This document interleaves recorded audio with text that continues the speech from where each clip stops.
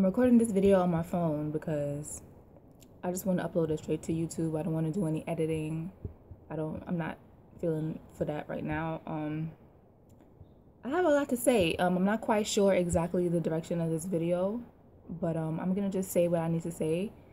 And I wasn't gonna make this video, but then I woke up, went on Instagram as I always do first thing in the morning when I wake up, and I just, learned some stuff, and I'm just like, I can't, not again. This is like a part of our daily lives now. Like, is this what we need to just expect? We're not gonna accept. I mean, so a couple of days ago, I posted a petition which met its goal really, really fast. I didn't start that petition. Someone started the petition and told me about it, and I wanted to share it, a White House petition. So it exceeded its goal. So hopefully, well, the White House is supposed to at least acknowledge it. I don't know, like, what happened next, if anything, regarding that. So I'm not even gonna like worry about that. But it's funny because, it's not funny, but very often we get like so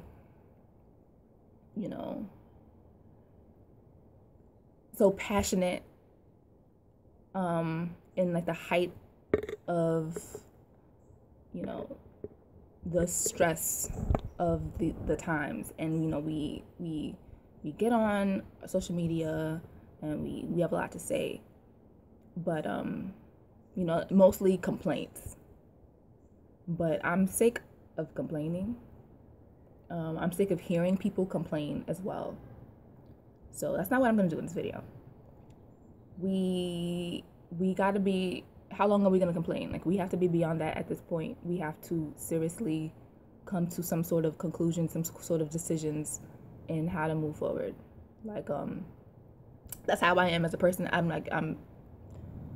When people complain to me, I just be like, okay, so what are you gonna do moving forward? Because come on, like, what are we accomplishing? I get it, you're getting it off your chest, but you don't have to get it off your chest to me. That may sound bad, but I consider myself a bit empathic sometimes, and I just don't like to absorb people's energies. And if you're gonna be upset all the time and negative all the time, keep that around you. I don't want to hear that all the time. So let's. I understand you're upset. We're all upset, but let's just intellect over emotion and try to figure out how we can move forward. So I posted a video on Instagram yesterday it was like a snippet of an interview that I saw with David Banner, and he made some points that I liked. I mean, he's not the first person to make these points that I've heard, but it just finally hit home to me. And one of the points that since my phone went cut off, now I have to do a little bit of editing. But people aren't going to start to value us until they feel like they need to. How is it going to benefit them? They don't care about us. Michael said it. He was the only one to say it either. They don't care about us. We're numbers. What they care about is the dollar bill. So if you want to see change, and I'm not just telling you what to do, I'm trying to like really grasp this idea. If you want to see change, what we got to do is really take control of our money. And I remember when I was in college, I took I'm an Africana Studies major. I was an Africana Studies major. That's what my BA is in. And I took History of the Civil Rights Movement as one of the classes I took. And the professor, he was a lawyer, and he grew up down south during civil rights. So he was, an older man. And he said that like him in elementary and middle school, he went to segregated schools, and then when he went to high school, he was in integrated school, and he noticed a significant difference And I never considered it until he mentioned it, but he said how, you know, during segregation we were doing so much better. And that like really took me back, like what? And everyone in the class was like, what? Like that was the first time like we ever heard that idea. And one of the reasons was because we had our money, like we kept our money in our community, so we were able to, you know, build ourselves. But now as soon as we get paid, where are we putting that money? Into somebody else's pocket, making them richer while we're getting poorer. So I encourage you, and I'm encouraging myself to, you know, shop Black owned. And I know it's not going to be easiest when you consider things like, you know, just groceries or, you know, just basic necessities and like services, but there are directories online. Just use your resources. Online is a, you know, amazing blessing. You can find places where Black owned businesses are selling whatever it is that you need. My cousin just recently told me about Black and Sexy TV here on YouTube, and you know, I think they do challenges, you know, going 30 days going completely Black owned, selling, like buying completely Black owned, and I think that's excellent.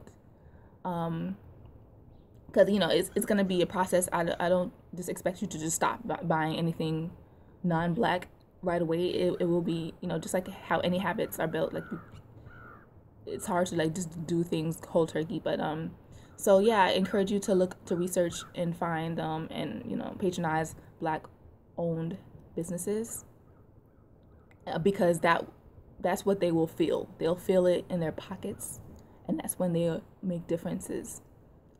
I mean, David Banner also made another point in that video that I posted on Instagram, that once they start to fear their own lives, that's when change is gonna be made. But I don't wanna, I'm not a hippie. I mean, some may argue, but I don't want to be like, you know, by any means necessary. Although I do admire people who think like that to an extent, but at the same time, like, is that really how we want to fix this?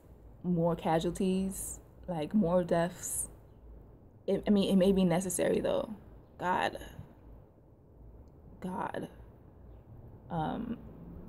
But yeah, like he said, you know, when cops start to fear their own lives and the lives of their loved ones, that's when they're gonna, you know, start to think of the consequences of their actions. I hear that to an extent, but at the same time, like,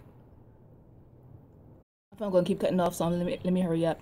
But that sort of thinking implies that these police are, you know, thinking logically in a moment. You know, they're thinking out of fear and they're thinking out of hate.